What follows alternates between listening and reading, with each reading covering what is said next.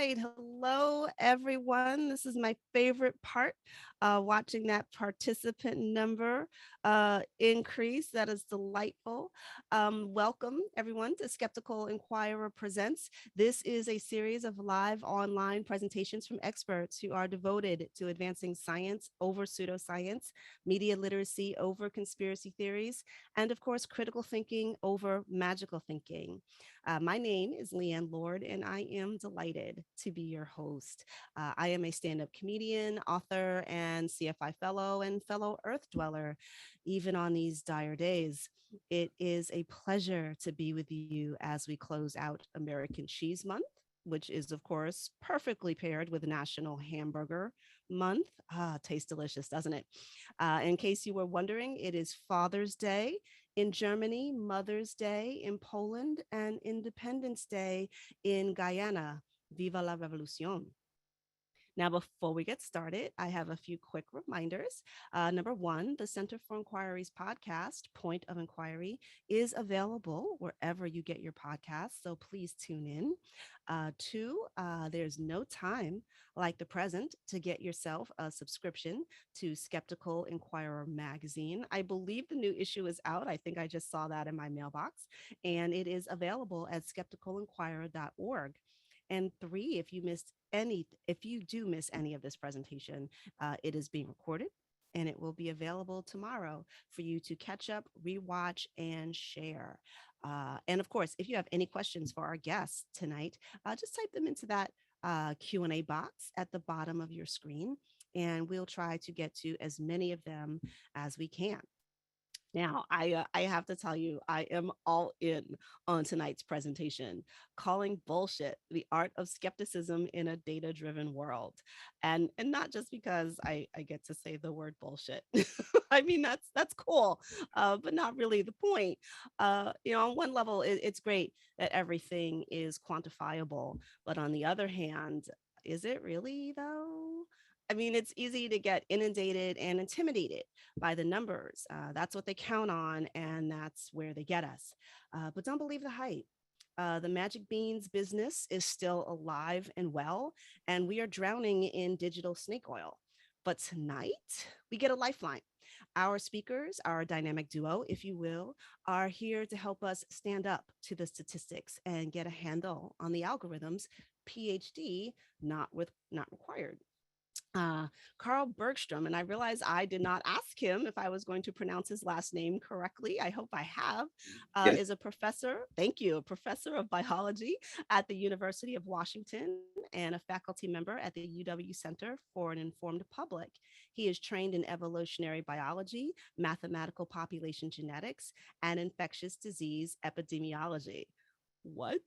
I mean, listen, I mean, I love it. With skills like that, he could easily be advising on Hollywood films, film scripts, and making movies so much better than they are right now. Jevin West is an associate professor in the Information School at the University of Washington. He is the co-founder of the Center for an Informed Public at UW, which is aimed at resisting strategic misinformation, promoting an informed society, and strengthening democratic discourse. I'm sure his days aren't busy at all. He is also the co-founder of the Data Lab at UW and data science fellow at the eScience Institute. Carl and Jevin are co-authors and are here to share about their book, once again, calling bullshit the art of skepticism in a data-driven world. Welcome, gentlemen. Please help us out. Wow, thank you very much for the lovely introduction. I'm going to share my screen right here and make sure. I Please. expect you can see that now. And shall we just go ahead and dive in? Yes. Okay, well, thank you so much for having us. Thank you, everyone, for being here. We're going to tell you a little bit about what we do and what we think about, and in particular, how we imagine that all of us can resist misinformation in the form of numbers and statistics and data graphics and the like. So diving right in, we're all swimming these days in a sea of information, just kind of nonstop streams of information coming at us through so many channels. Of course, so much of the information we're dealing with is digital, it's quantitative, it's data driven. That's sort of the world we live in. And the problem is that even though it's digital and quantitative and data driven, a lot of it is bullshit. An awful lot of it is bullshit. people can be quite good at, or at least learn to be quite good at spotting misleading words. We can see our way through the false promises of politicians or salespeople or whatever that is, and rhetoric and all of that kind of thing. But numbers are a lot harder for a bunch of reasons. For one thing, numbers feel technical. They feel arcane.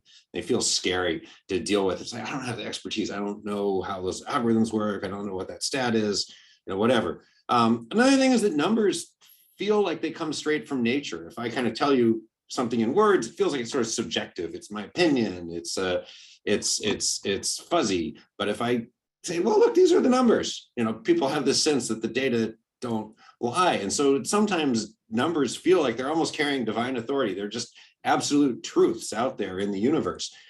And the thing is, they've become central to the way that we reason in the world. We want our decision making to be based on data, to be based on quantitative information, and and it's central to how we communicate. More and more in the popular press, we have numbers being used, we have data graphics being used, and so numbers are absolutely central to the way that arguments are made today. And the thing is, and this is problematic because we're sometimes really reluctant to challenge numbers. We feel like we don't have that expertise. We feel like they are these sort of, the numbers are the numbers, the data don't lie, et cetera. And that's a huge problem because the numbers, of course, can be every bit as subjective as words in the way that they're used. People can mislead us with numbers every bit as much.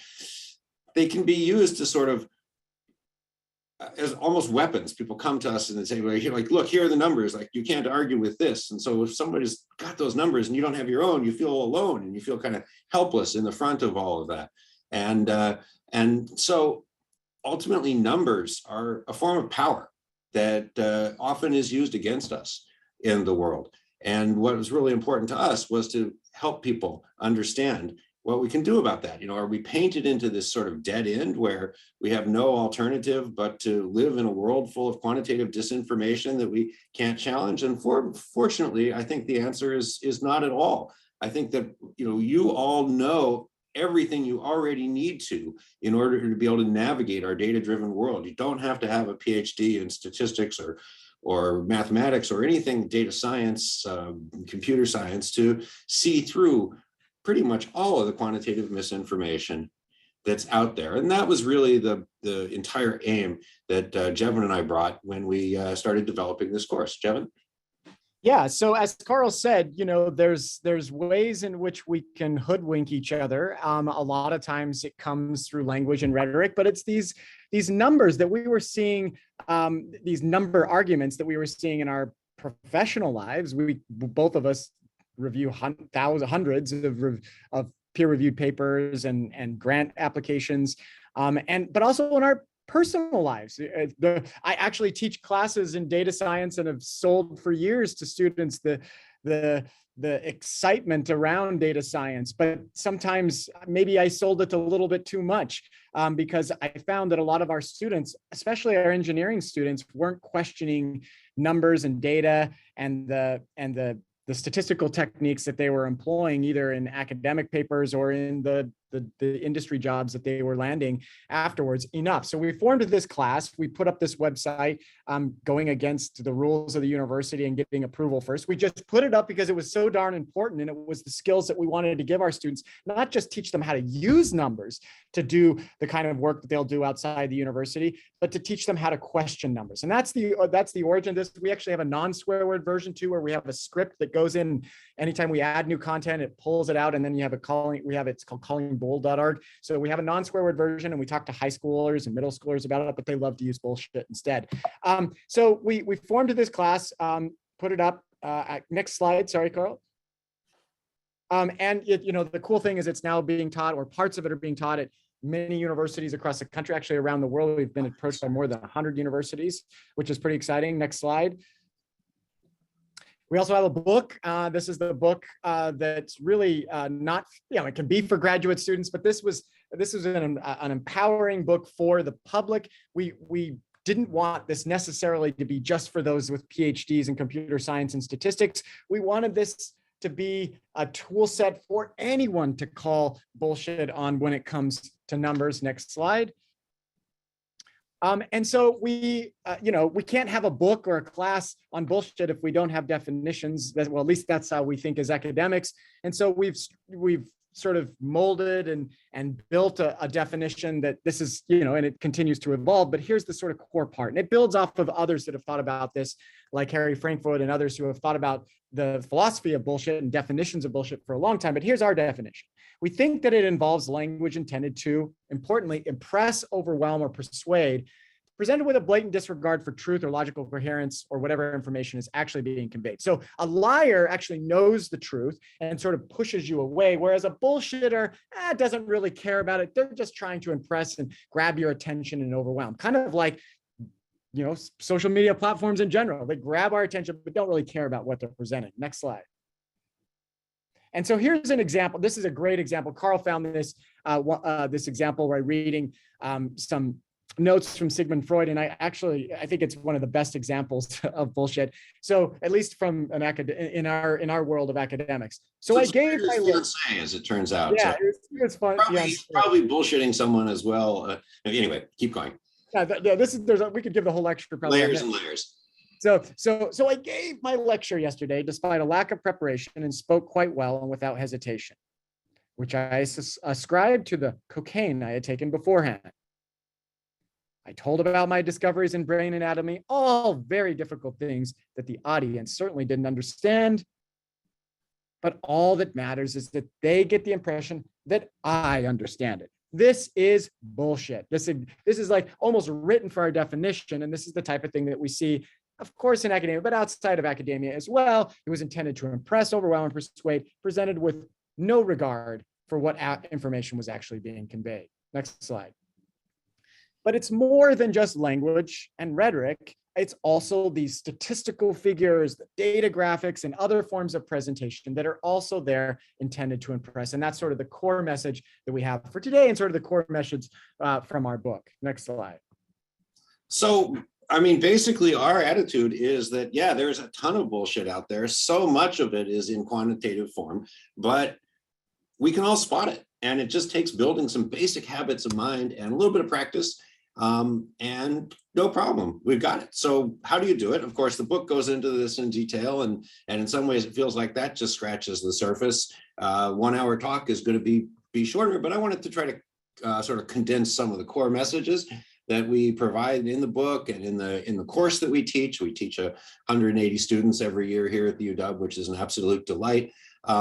So here are some of the core messages. So how do you spot bullshit in quantitative form or any other form? Let's first of all start with the basics of information literacy. And for me, one of the most important things is just to ask 3 fundamental questions anytime you have a claim that you have any reason to try to evaluate. Who's telling me this?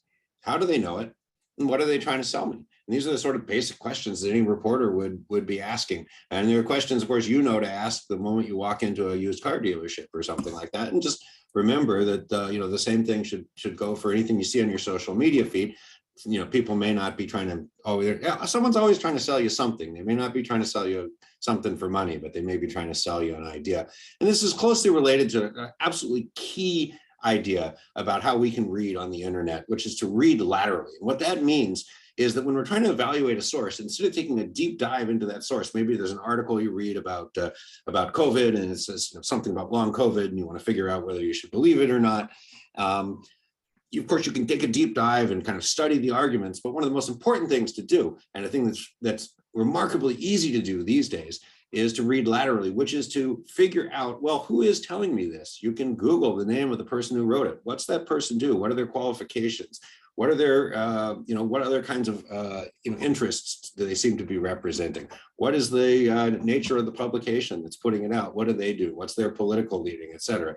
And asking questions like that. This is, of course, trivial to do with Google in a web browser. You simply open up tabs, and this is something that any fact checker does immediately, and journalists do immediately by habit. And it's a wonderful resource that's available. So that's just kind of the basics of some of the just touching on some of the basics of information literacy in a digital environment. The next thing that you do when you're confronted with numbers is demand context, and by that what I mean is that numbers are only useful when they're presented in appropriate context. Otherwise, they're just figures that are written down on a piece of paper or appear on a computer screen. So numbers have to be presented in context, which means they have to allow us to make relevant comparisons. And I'll give you a couple of examples. Here's an article that claims this, sort of saying, we need to get rid of the DACA program. 2,139 DACA recipients were convicted or accused of crimes against Americans. And you look at that and you think, gosh, that's so many people, and that's really bad, and we shouldn't have that. But it's just a big number. It's not even that big of a number, but it's just a big number. It doesn't have any context. What would context look like? Well, it might look like this. It might say that is less than 1/3% of DACA recipients. That starts to give you some context. So it's very unlikely that DACA recipients are convicted or accused of crimes. You might want a little bit more context. 8.6% of Americans have a felony conviction. So now you've got a little bit more context saying that these DACA recipients are far less likely to be even accused of a crime or convicted of a crime than Americans are overall of being convicted of a felony. So that's context. Here's another example. Here's NBC News telling us about pandemics. They say, wow, the next pandemic is going to cost 2, 2, 2, 0, 0, 0, 0, 0, 0, 0, all these zeros, and it's a ton of numbers, and boy, it's going to be so expensive, and that's super scary, and what are we ever going to do? It's sort of shock and awe by like extended series of digits, if you will.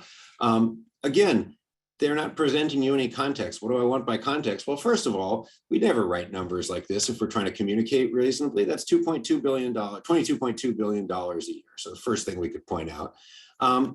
Context. How much is the pandemic going to cost? Actually, these estimates have gone up, but at the time, the estimate was that the coronavirus pandemic was going to cost the US economy about $8 trillion. So you could spend $22.2 billion per year for centuries and come out ahead if you manage to prevent a pandemic. Or you could look at the context of the federal budget. Federal budget for 2020 was $4.79 trillion. So that $22.2 billion would be less than 0.5% of the US budget. Or you could look at it on a per person basis. And this, of course, is if only the US was the only country that was spending, if the US picked up the entire tab for the whole world, but 330 million people in the US, $67 per capita to prevent the next pandemic. Instead of being this, terrifying set of zeros, now that seems quite reasonable. Or you could even look at in terms of lives saved. So, in the last 2 years, 1 million Americans have died from COVID. At $22.2 billion a year, or paid 2 years in a row, that's $44,000 per life. That's a very, very low price, especially given that our various federal agencies all value, they have to put values on saving human life, and they all valued at about 10 million. So this is the kind of context you need. Without context like this, it's just a few twos and a string of zeros. Demand context. Be wary of how people present numbers. I just gave you a couple of examples, right? I just gave you an example of NBC presenting the numbers as this big string that's supposed to look, NBC doing that, it looks supposed to look scary. I gave you an example of Breitbart, writing out a big number and ignoring the fact that it's a small percentage. Jevin, you want to give one more example here? Yeah, this happens all the time. So we both study misinformation, disinformation online, and the platforms have become quite defensive about the contributions that they're making to this problem. And so you see defenses like this. This came from the Google's VP of engineering, Ben Gomes at the time. And he was saying, hey, yeah, we put out some stuff, but it's, maybe it's not all that bad. He says, our algorithms help identify reliable sources from hundreds of billions of pages in our index. And I'm going to interrupt you just for 1 second, Jevin, because notice that this number is completely irrelevant to the argument that's being made. He's trying to say that most of the stuff they're doing isn't putting out misinformation. It doesn't matter how many pages they index. That's completely irrelevant, but it's in there to make you think, oh, wow. Right. Anyway, keep going. Yeah. Sorry, no, exactly. No, I'm glad you pointed out. And actually, and so I'll just keep reading it here and then I'll explain sort of some of the issues that we see. However, it's become very apparent that a small set of queries in our daily traffic, and this is ones that just been identified, and that's hard to do. It's hard, actually, as researchers, it's hard for us to audit these kinds of things because data is not always all that accessible.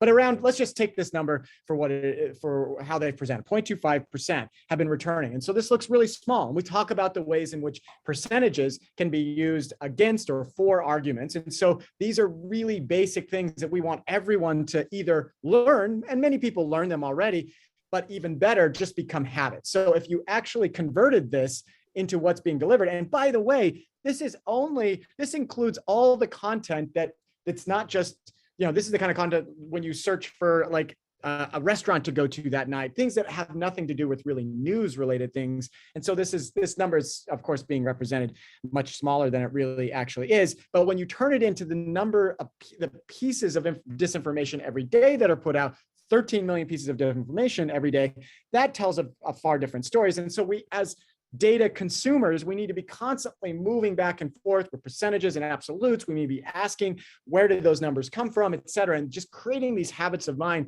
is what we need to do in this world where data is swimming and people are using it as arguments to either defend themselves against something that they should be a little bit more careful of. Let's go next slide. And also, of course, not to be fooled by data visualizations, which is the primary form in which data is communicated. And we have a lot of fun. Actually, Carl and I could have really, truly given the entire lecture around visualizations that we have with unlimited examples of these. They come out every day. Let's go through just a few examples to make a few points about what to look out for with visualizations. Again, creating these habits of mind. So here's a story that McLean's put out a while ago. We use this in our class where we talk about the ways in which bar charts can be very misleading if you go about violating what we call the principle of proportional link. And this principle, which was inspired by Tufte, is this idea that if you're going to put a number, it needs to correspond, if you're going to deploy pixels onto a screen to represent a number, they need to correspond to each other. And in this case, if you're looking at a comparison between the trust in all of Canada and the Quebecois, you would look at the left bar chart and you go, wow, look at how much red there is, look at how much little blue there is. Boy, the rest of Canada must be much more trustworthy, have trust in their population much more than the Quebecois. But if you look at the zoom that's going on right there to 35, and actually you could go to maybe 36 or 37, and you'd see almost no blue, really. You can exacerbate differences so much with bar charts, horizontal or vertical, of course. And if you replotted this, which is a form of refutation that we talk to our students about, you'd find a much different story, a much different visual impression. In fact, the way we see data graphics, a lot of times, if it's on social media and even in science papers, a lot of times we sort of see that quickly and we're moving on to the next thing. And you get this impression with not having that chance to sort of dig in and see what's going wrong. And so here you do see differences, but not that big of a difference. Now there are not exceptions, but there's another side to this story. So next slide, where if you see a line chart, it's almost the opposite kind of response. Here, this is apparently the only climate chart you ever need to see, according to the Powerline blog. They took real data from NASA. They zoomed out so far. And interestingly, in this zoom, they even included -10. I don't know why. That's sort of arbitrarily chosen, I imagine. -10, I guess they might as well have chosen -30 or, not 0 is a funny thing. But if you zoom out so far, of course, any line, even a diagonal line, you could make look flat. And in this case, it looks like there's nothing to worry about. But in this case, of course, if you replotted this one and you did zoom in, since this is a line plot, you don't have that bulk of pixels that are devoted to those numbers. So line charts should be zoomed into in many cases so that you can see where those differences are. And if you do that, of course, you see in the last half century or so, this 2-degree increase. And then we can have a discussion about whether this is something to be worried about or not. But this happens, of course, all the time. So these are sort of common things, or see, they're kind of the easier things. We have more sophisticated things to look at. And we'll probably don't have time to go through there, but there are also chart types that get misused all the time. So here's a cumulative chart of iPhone sales. When Tim Cook took over, we use this example in our class too, because it's a nice example where you might, I don't know the intention of Tim Cook at the time when he took over, but there were talks about these explosive sales of iPhones. But the chart that what might have been a little bit more illuminating, at least what was going on at the time that Tim Cook was taking over, if you looked at quarterly sales here, you might have seen a much different story. Because as we know, if we made any of those of you have ever made cumulative plots, they always go up. And so if you want something to look like it's going up, use a cumulative plot, but please don't do that to manipulate. We're not trying to teach you how to manipulate, although we do teach students.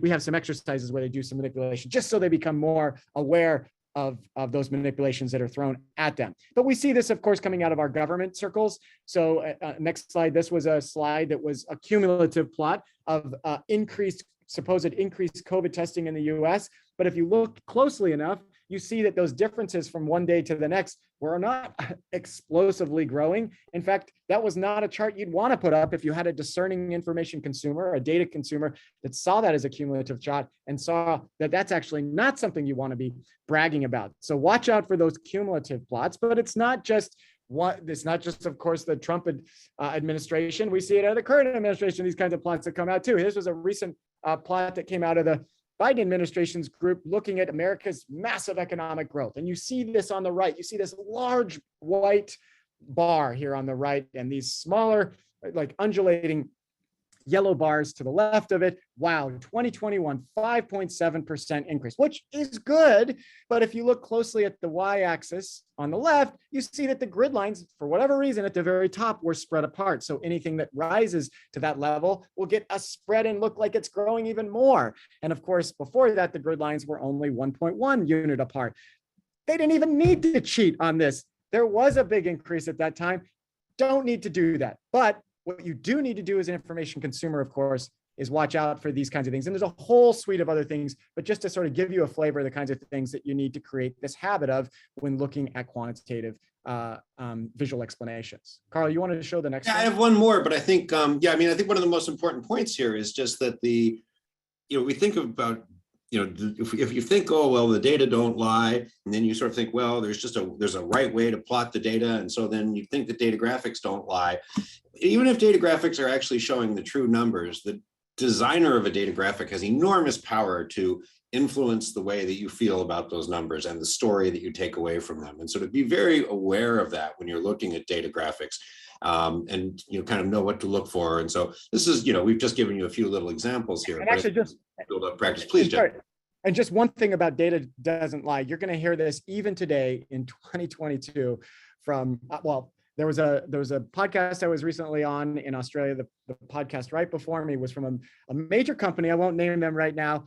And a VP at that company really say, all right, you said, all right, this isn't being recorded, right? Or it doesn't matter if it is. But this person kept saying, data just don't lie.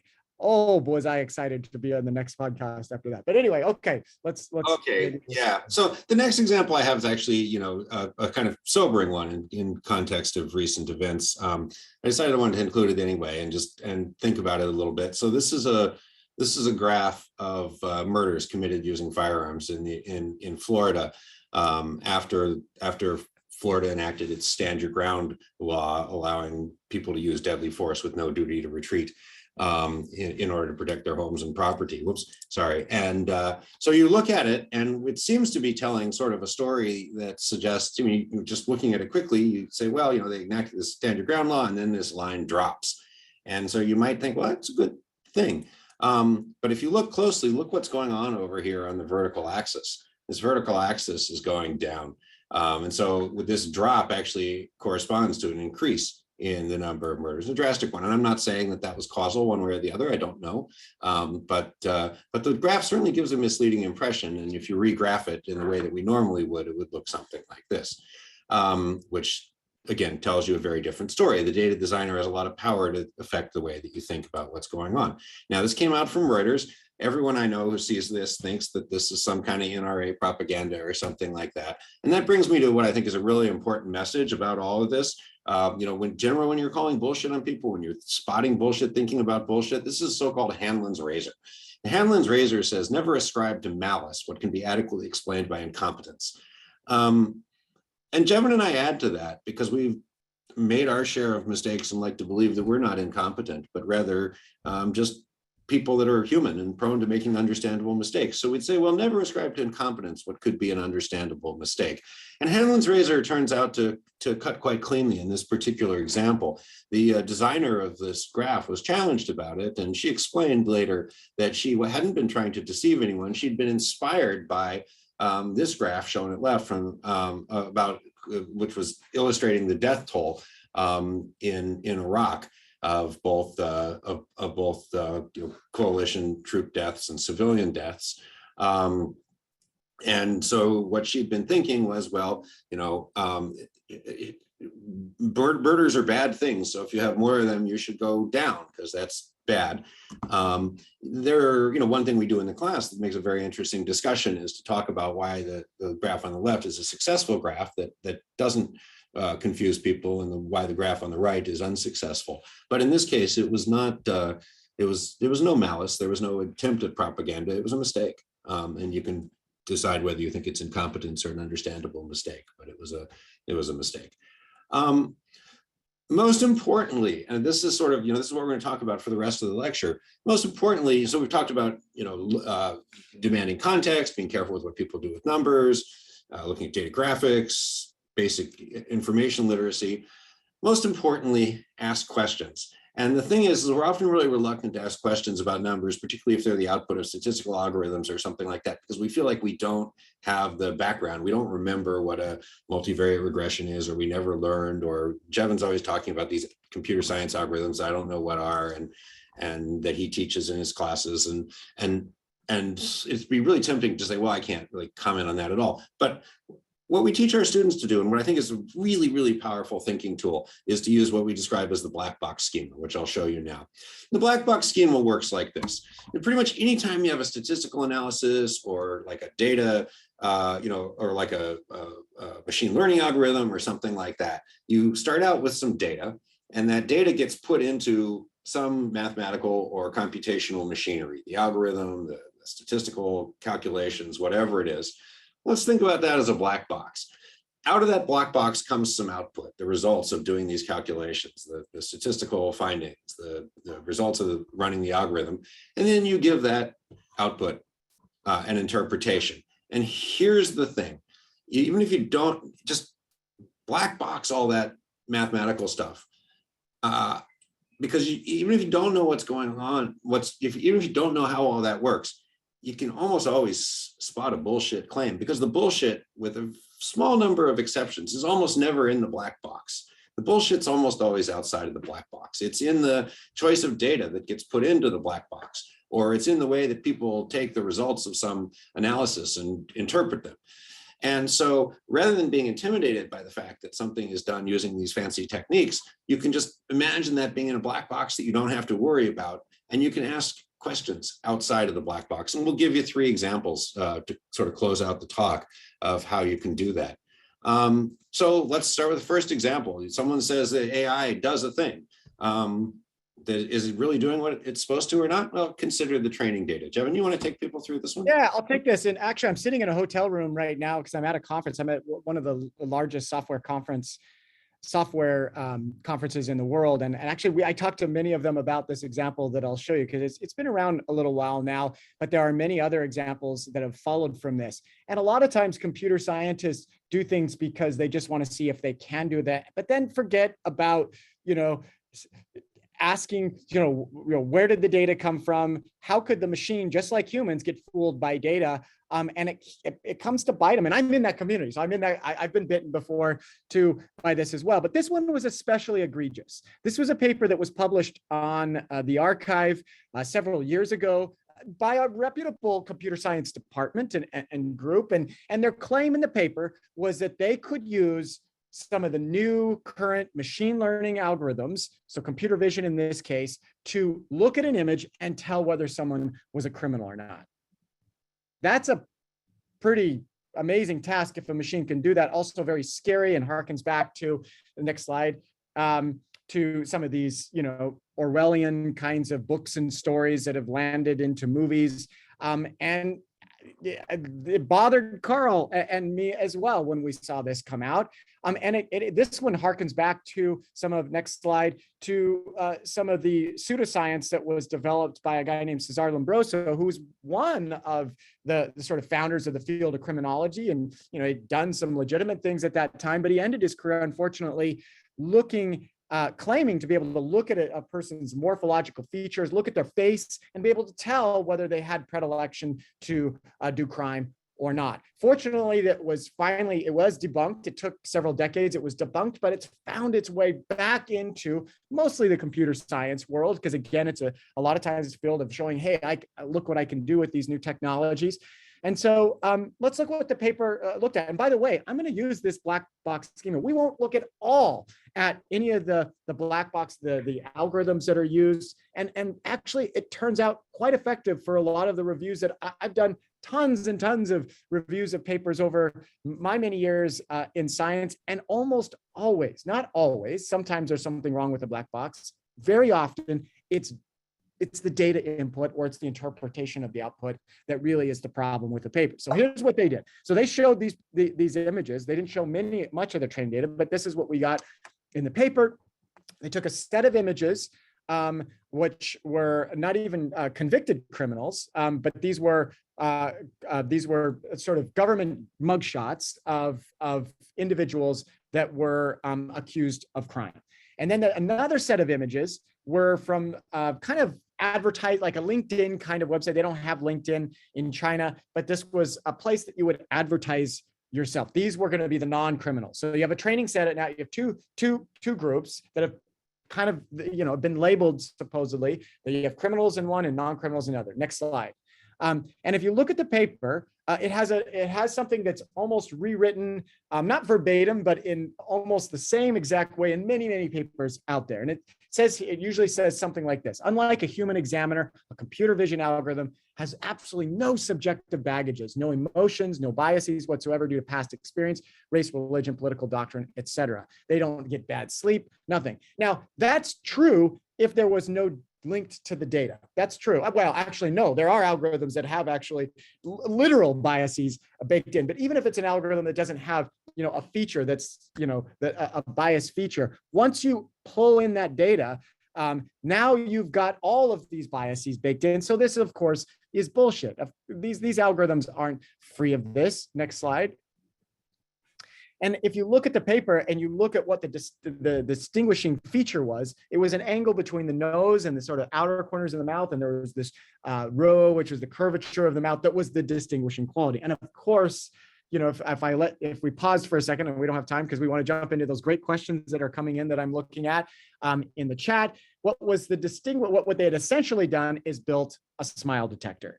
If you look at the next slide of the group here, that's actually the same slide we had before, you see, if you're going to be standing in line to get your driver's license, or certainly if you were going to get a mugshot if you were convicted of a crime, which wasn't necessarily these images, but if you were one of those individuals, you wouldn't be smiling. And if you're advertising for a job, you kind of want to look like that amicable, nice, happy person that you want to have in your office. And so they developed a smile detector.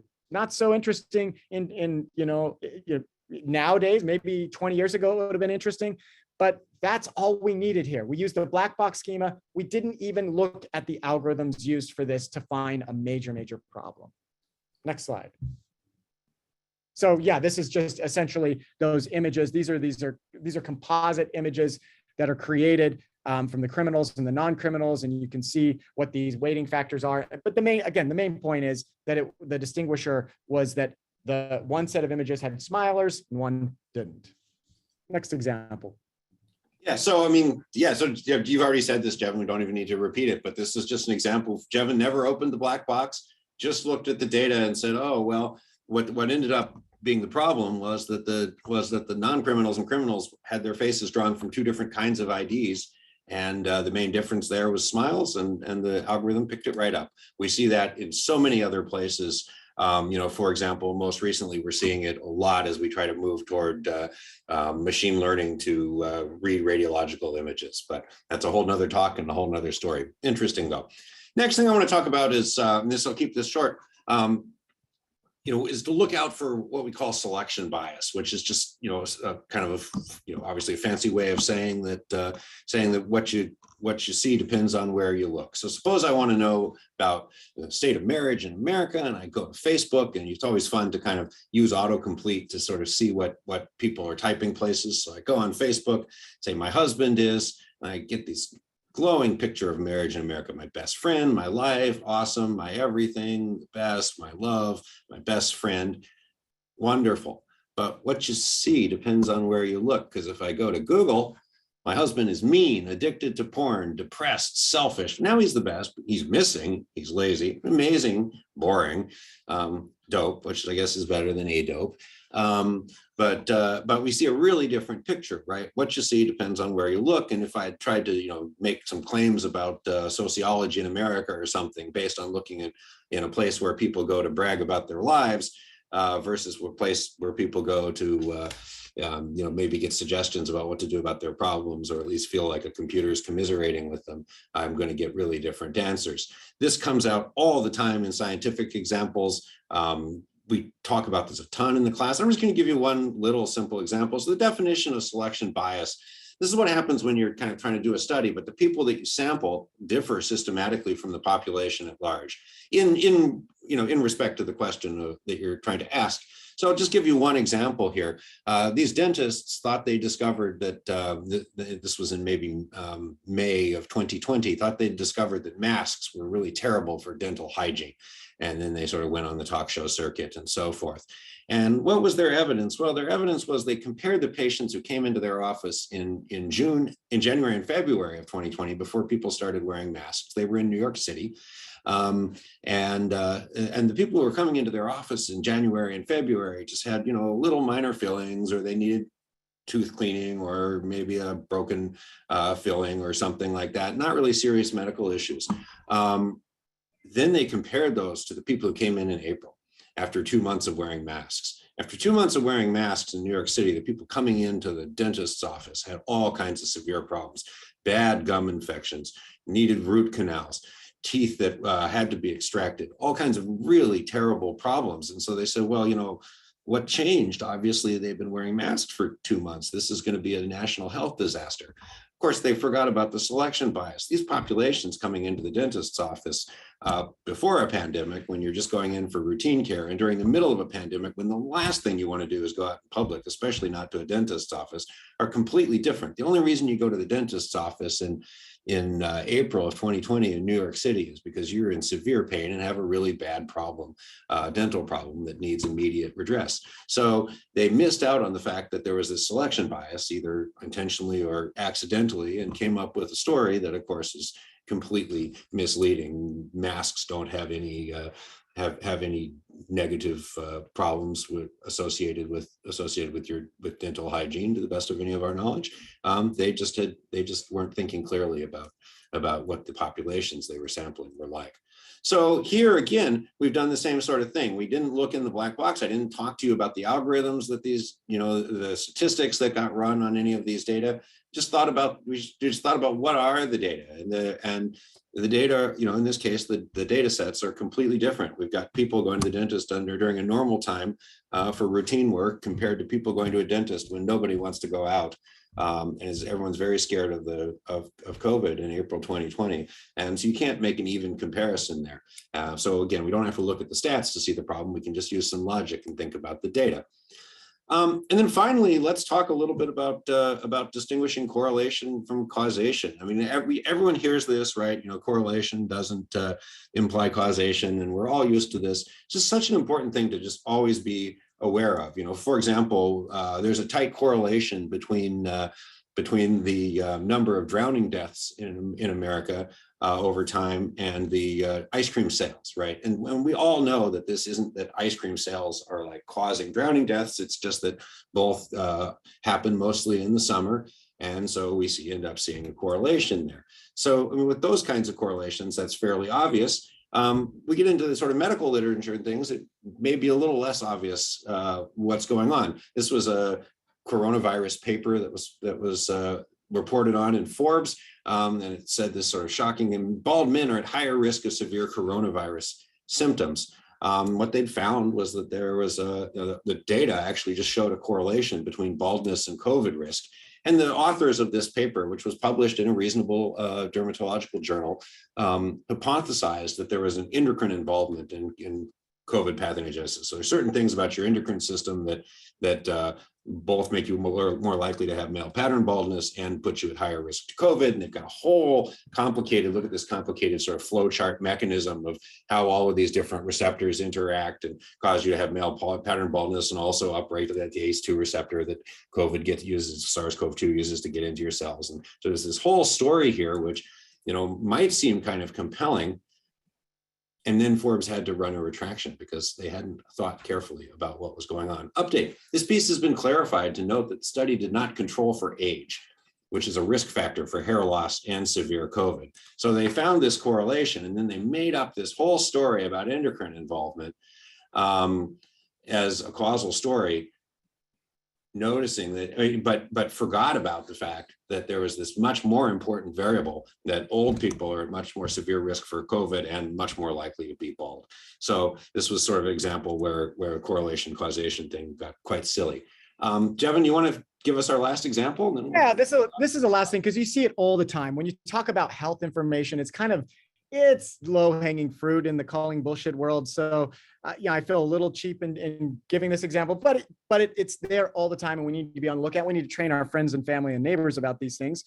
But in some cases, the researchers are quite careful. They're not always, but in this case, this is a paper where they were very careful about not using causative language. It says here, so we've kind of made it bigger so you could see. In 2016, this high-quality observational study of 1.44 million people reported a correlation, lack thereof, exercise and cancer risk. They talked about associations. The authors clearly explain their findings do not prove that exercise reduces cancer, even though it could. And there are studies that certainly support that, but this one didn't. This was a big, expensive study, and so it got a lot of attention from the news. So how do you think the news reported this? Ooh, regular running can cut cancer risk. So that's a causative, that's using causative language. Next slide. Time reported exercise can lower risk of some cancers. Oh no, by 20%. Not about that it lowers 20%, but that they're using causative language. Next slide. U.S. News and World Health, and World Report. Sorry, Health Buzz. Exercise cuts cancer risk. Next slide. Los Angeles Times, exercise drives down risk for 13 kids.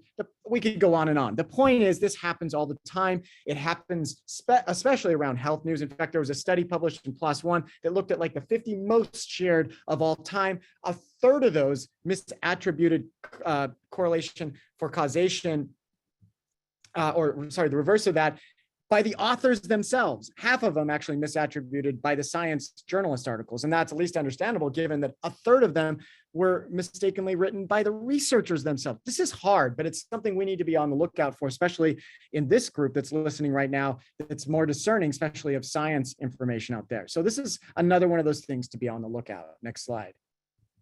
So yeah, go ahead.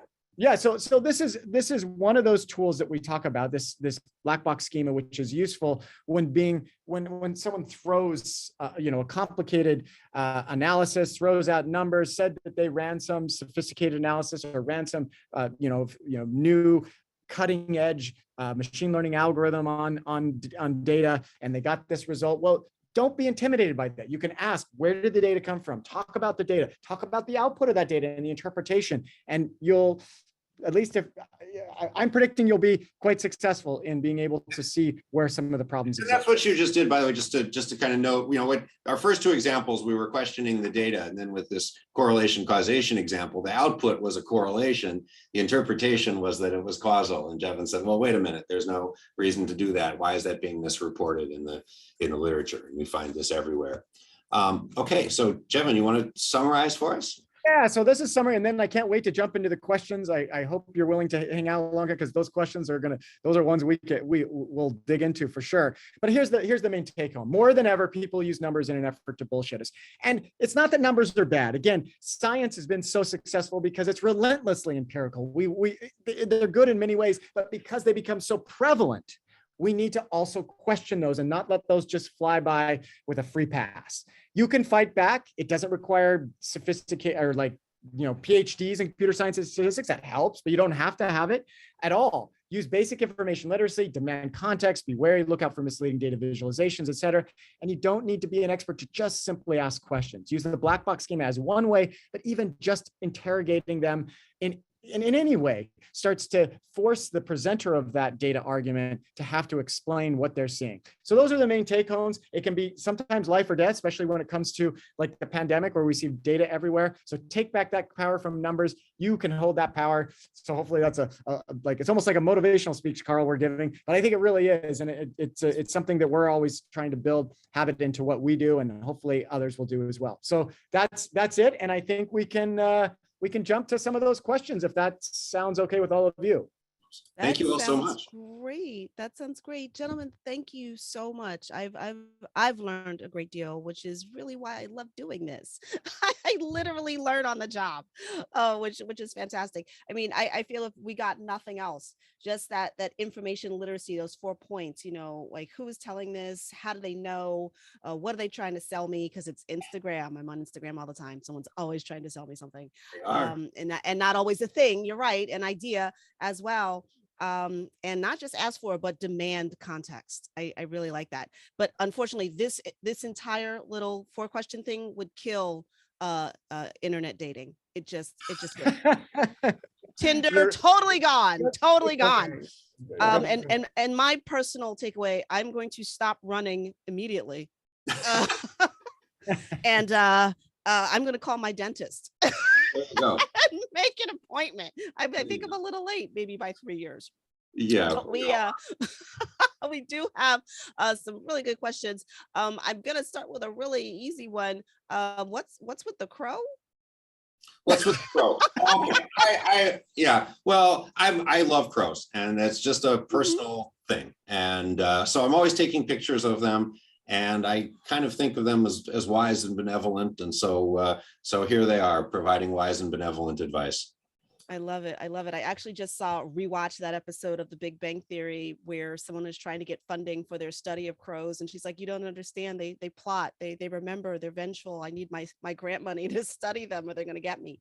They do. I got to interrupt just 1 second about that, because Please. a friend and colleague here is John Marslev, is the guy who did the study showing that crows recognize faces. He also got grant money for the stupidest project I have ever heard the Defense Department ever investing in. Was once he discovered that they could recognize faces, he got grant money from the Defense Department to train crows to go find Bin Laden. You know what? I'm not gonna hate on that. I'm just not. Run your scheme, sir. Do it.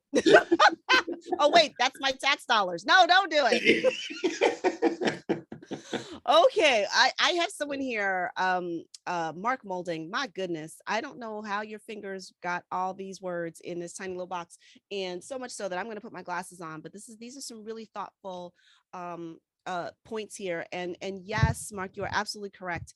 This Skeptical Inquirer Presents does preach a little bit to the choir, but it's the choir that goes out into the world, and we need. They're the only ones that come to church. I mean, the church of knowledge, so to speak. Yeah.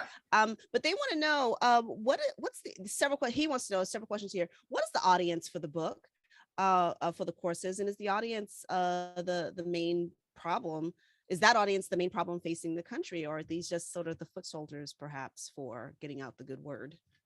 I mean, this is something we worry about because the people that are buying our book tend to be the ones that already buy into this necessity to be questioning not just numbers, but just what they're seeing more generally. But when we wrote the book, we were tempted to make it even more technical than it is, although we've gotten some feedback that it's even too technical for a lot of the public. But our aim, whether we achieve this or not, was to write this for anyone in the public that deals with numbers, which is everyone. And so, based on feedback we've gotten over the last year or so, Carl and I have talked about ways to maybe rewrite certain sections to make it even more applicable to audiences that we want to attract. In our classroom, we make it very clear when we give examples that we try to pull things from both the left and the right so that we don't alienate certain students in class. We want to make sure that we're including everyone. We try to make examples that are fun and engaging. And we find, of course, people engage mostly when there are examples, close to them and things that they're interested in. So depending on the audience, we try to change those examples. But yeah, it is a little bit of an issue that maybe the audience we need to reach the most are the ones that would probably not find our book or even care about our book. What popped into my head immediately was bullshit for dummies. That's true. I mean, there's a good one. They should have that. Yeah. I mean, maybe that was the title we should have had.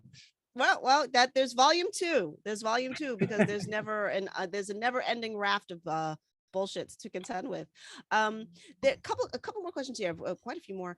I don't even know if this is even possible to ask, but what government policy steps can deal with misinformation by holding exploiters accountable? When I was listening to you guys in the Santa Fe podcast, part of the problem is that there is no accountability. People just sort of lie and get away with it. And is there anything that can be done on a government level? So there is a little bit. So there's a lot of talk about free speech. I saw another question about mentioning Elon Musk and him taking over Twitter and the issues around free speech. And first of all, I'm a huge advocate. Like I'm sure many of us. I'm a big believer in protecting free speech. But the law does have some precedent to go after those individuals that are truly just making money out of it. And there are many influencers. We study this in our center. There are, of course, bad state actors that are pushing propaganda. There are actors out there that are just trying to make a buck and take advantage of crisis situations. They use that to actually gain influence and then use that influence to make money later on. But the law isn't, it's not vacant of some precedent. So let me give you an example. There's something called the Stolen Valor Act. This was something, this was policy that was created, I think, during the Bush administration, that was aimed at people that were lying about the Purple Heart. It's a medal from the military. They were lying about it, and they were getting a lot of attention about it. So they created this law. Well, the Obama administration actually, it was taken down during the Bush administration. And people should look on Wikipedia to make sure I got this right. But what happened was they took it down because it slammed right into the First Amendment. But it was actually brought back because they found these legal scholars found that you can't, if you're making money on it, then it's basically this distinction between speech and action. And so now it exists. And if you go and lie about the Purple Heart and you make money from it, then they can prosecute you. So I think that's precedent for things that we might consider. So for example, if I said, I've got some toothpaste that's going to cure COVID. Yeah, I have free speech. I can say that on the internet. But if I make money from that, then maybe that's prosecutable. And so these are the kinds of, there are ways in which we have some purchase, not a lot, because we do, again, if we want to preserve and protect the First Amendment, then we are limited, but there are some things, especially when you distinguish speech and action. Yeah, I'm going to be incredibly charitable here and say perhaps people were not knowing the difference between Purple Heart and Broken Heart, because that would be any of us at any point. No, but that's good to know. And my dad was a veteran, so that kind of hits me indeed in the heart. There was a question here and I lost it, but I'm going to paraphrase it. Someone wanted to know, when you're teaching this to your students, is there something in particular that they have trouble with, that they have trouble sort of grasping or getting the hang of when you present this in class? Your students are brilliant. That's great. That's great. Go you, Dub. I think one of the hardest things is when we talk about correlation, causation. What's that? Did you say, I was going to say correlation causation, but what were you going to say, Carl? Oh, no, yeah. I was actually going to say, it's not something we talked about today, but I see it in one of the other questions. We try to talk to the students about what p-values mean in science and things like that. And so when because that gets a little more technical. And I mean, the strange thing about p-values, in science, partly getting at this other question, is that I think a pretty large fraction of researchers don't have a very clear handle on exactly what the p-values that they're computing do. It's just kind of like, it's like a measuring instrument where you just use the instrument, but you don't really know how it works. And so I think definitely like talking about p-values and talking about why scientific results sometimes are false positives and things like that. It's one of the hardest things for students to grasp as we sort of get down into the weeds of So Jevin and I have worked a lot on trying to understand not only misinformation on social media and things like that, but the way that misinformation is inadvertently created within science and inadvertently spread within science. So sort of some of the places where, I mean, science works like amazingly well, and then occasionally something doesn't work. And so then it's like trying to understand, well, what are the sources of problems and what can we do to make them better? And so anyway, a big chunk of the class is about that. Some of the book is about that. And I think that's probably the hardest part for students to grasp in my experience. And speaking of p-value, because there's another question about p-values in medical science and how useful they are for clinical trials, I'll just say one thing about that we didn't get a chance to talk about, which was something called Goodhart's law. When you create a measure, you put certain sort of boundary of what's, let's say in this case, what's accepted as publication in a clinical research journal. If you set it at some value, and by the way, it's quite arbitrary, even though we use 0.05 as our p-value or 0.1 or some in other fields 0.01, that creates all sorts of problems. And we see that actually in science, where we have what's called the file drawer effect, where people, because they didn't meet that threshold of a p-value of less than 0.05, they just throw it in the file drawer, and that file drawer gets bigger and bigger. And then we see a literature that probably has some false, well, could quite a bit of false positives. And so that sort of, that relates, one, it answered one of your questions, but it also talks about one aspect that's problematic when talking about p-values. There's all the other issues about p-values as well, but in terms of, I don't want to go into too much detail there, but the point is, even by just having that and choosing some sort of arbitrary boundary, that can create problems on what we see in the literature. Now, Jevin, I noticed that you had a chance to sort of get into that Q&A box. Were there any, because there's so many, are there any questions that sort of struck your fancy that you would like to answer as we get ready to wrap up here? Because I have one from Chris Garner, and I'm curious too, because you mentioned, well, why don't you go Hanlon's first? razor? Yeah, is it Hanlon's razor or Hallen's razor? Hanlon's razor. Okay, malicious versus incompetence versus, a mistake. Because so many people just want to go to the conspiracy theory quickly.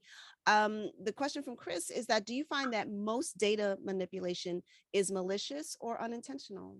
Well, it depends where you look, I think, right? I mean, I think if you look, if you look among pundits on that have extreme positions on either side on Twitter, then most data manipulation is intentional. If you look in the scientific literature, where people are doing bad analyses that aren't really valid or whatever, it's almost always not malicious. It's people are using very hard techniques that they don't understand well enough, or in some cases nobody understands well enough. And so I think it very much depends where you look.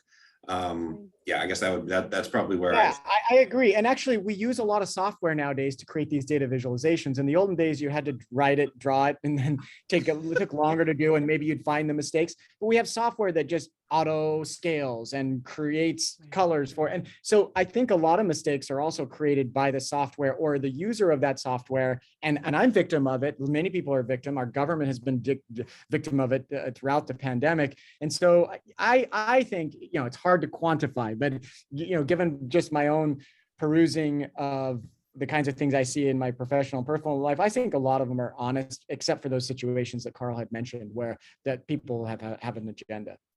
Right. And then there's the whole Twitter effect. Everyone's lying on Twitter. I'm kidding. Jeff, did you see a question that I wanted to address John Mashey's question. John wanted to know about the students who takes the course, and then I'll also comment about broader reach as well. So the students, it's really an exciting group of students. We've set up the course to try to reach students who aren't in the sciences, who aren't in mathematics or engineering or anything like that. We have students typically from about 40 different majors that take the class. So we have students that are, getting their degrees in the arts, in architecture, in psychology, in philosophy, across the social sciences, English. And it's really, really fun to have this, really big diversity of students. We were talking about this a little bit beforehand, but you might think, oh yeah, the students are going to do well in a course like this, the engineers. Not so. The philosophy students blow everybody else out of the water, and then the humanities students. are typically near the top as well. Of course, there's some selection bias there, right? Why do you, if you weren't, so I don't want to fall prey to one of the things I preached against, but maybe it's not your average English major that takes the course, whereas it might be your average data scientist. But still, it's been really interesting to us, and it's super fun, working with these students, and it's helped us learn to develop ways to teach that that don't involve, kind of grinding the stats and using this kind of black box approach, which I like.